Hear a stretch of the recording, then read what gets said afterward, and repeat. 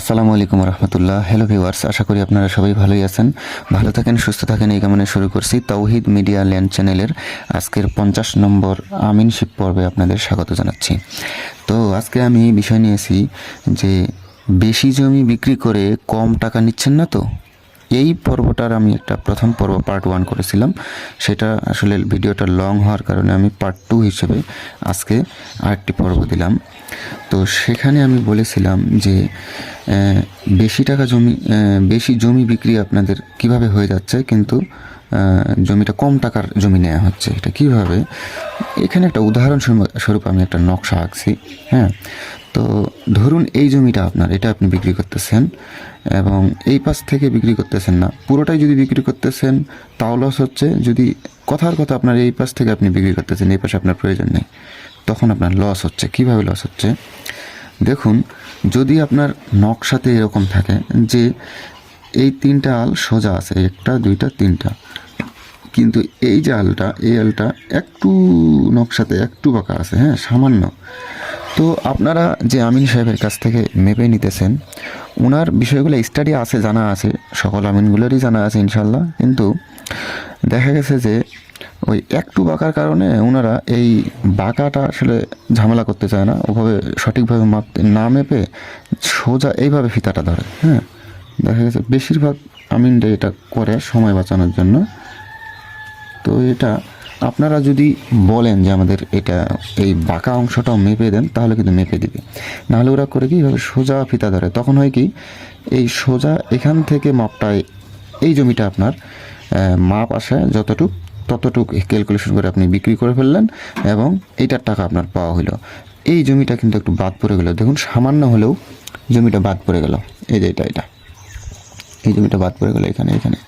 হ্যাঁ, তো এটা বাদ পড়ে যাওয়াতে যদি এই জায়গাটা আপনার 200 ফিট হয়, কথার কথা 200 ফিট যদি হয়, তাহলে এখানে 200 ফিটে এতটুকু করে যদি বাদ যায়, তাহলে আপনার কতটা জমি বাদ যাবে এটা একটা কল্পনা করেন। যদি এটা দামি এলাকা হয়, শহর এলাকা বা যে এলাকার জমিটা অনেক দামি জমি, তাহলে অনেক টাকা আপনার হাতছাড়া হয়ে যাচ্ছে। তো আপনারা আমিন সাহেবদের একটু এই জিনিসটা বলবেন, তো আপনাদের নলেজে আমি এই জন্যই দিলাম, তাহলে আপনাদেরকে এটা মেপে দিবে। তো ওইটা আমি গত পর্বে বলেছিলাম, কিন্তু এটা মাপার সিস্টেমটা আমি এই পর্বে আপনাদের দেখাবো, যে এই যে বাঁকা জমিটা অল্প একটু যে থেকে গেলো, এটা আপনারা কীভাবে তাদের কাছ থেকে মেপে নেবেন। তো উদাহরণস্বরূপ আমি এখানে 2টা জমি অঙ্কন করছি, ধরুন এইরকম। তো মাপে না আসলে এগুলো কী জন্য, দেখা গেছে যে এরকম হতে হতে এক জায়গায় আবার একটু ফের আলটার কাছে চলে আসছে। হ্যাঁ, ওই জন্য মনে করে যে এটা আর দরকার নেই। হ্যাঁ, ফিতাটা সোজা করে ধরে এইটা মেপে দিল। তো আমি একটু আপনাদের এই জিনিসটা ক্লিয়ার করতেছি। হ্যাঁ,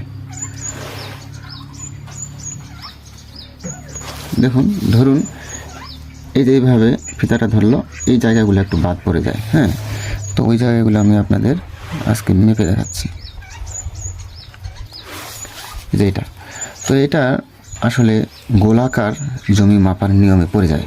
এই জমিগুলো এখান থেকে এই যে এটা, এবার এখান থেকে এটা আলাদা আলাদা, এই দুইটা 2বার মাপতে হবে। হ্যাঁ, এই জমিটা আপনার যে বাদ পড়ে গেলে 2বার মাপতে হবে। তো গোলাকার জমি মাপার যে সূত্র, সেটা হলো, দেখাচ্ছি, বড় অক্ষ ইন্টু ছোট অক্ষ ইন্টু 0.7854। এটা হলো এই গোলাকার বা বৃত্তাবেশ জমি মাপার সূত্র। তো ধরুন আমরা ধরে নিলাম এটার এই যে বড় অক্ষ, যেটা এটা ধরবো বড় অক্ষ এবং এটা ধরবো ছোট অক্ষ।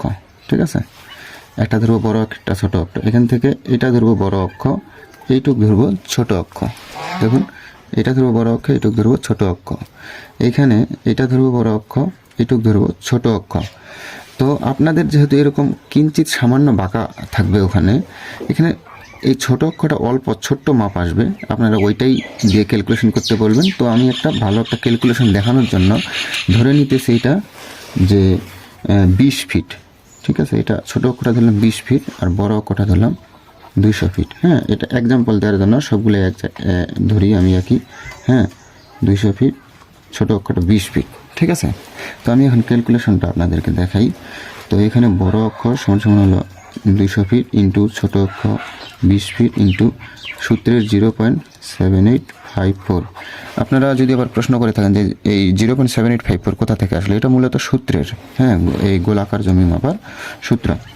এখন আমরা ক্যালকুলেশনে চলে যাই। হ্যাঁ, কত পাইছি আমরা? পাইছি হলো 200 ইন্টু 20 ইন্টু 0.7854। হ্যাঁ, আমরা যদি সমান সমান ক্লিক করি তাহলে 3141.6। হ্যাঁ, এটা আমরা পাইছি। এটা আমরা অর্থাৎ এত বর্গ ফিট জমি আপনার এই জায়গাটাতে আছে, এই যে এই ছোট্ট জায়গাটা যেটা আপনার বাদ পড়ে গেল, হ্যাঁ, এই জায়গাগুলো আছে। তো এইটা এত বর্গ ফিট জমি আপনি পাইছেন, এত বর্গ ফিট জমি। তো দেখা গেছে আপনি এটা শতকে রূপান্তর করে বিক্রি করবেন বা আপনি কেনার সময় নেবেন, তাই না? অথবা আপনি যদি আমি নাতি শিখতেছেন যিনি, আপনারা আপনাদের ক্লায়েন্টকে শতকে রূপান্তর করে দেবেন। আপনি তো বলতে পারবেন না যে 3141.6 বর্গ ফিট জমি এখানে আছে। আপনাকে শতকে রূপান্তর করে দিতে হইলে আমরা জানি 1 শতক সমান সমান 435.6 SFT বা বর্গ ফিট, ইংরেজিতে SFT বলা হয়। তো আমরা মোট বর্গ ফিট পাইছি কত? 3141.6, আর 1 শতক সমান 435.6।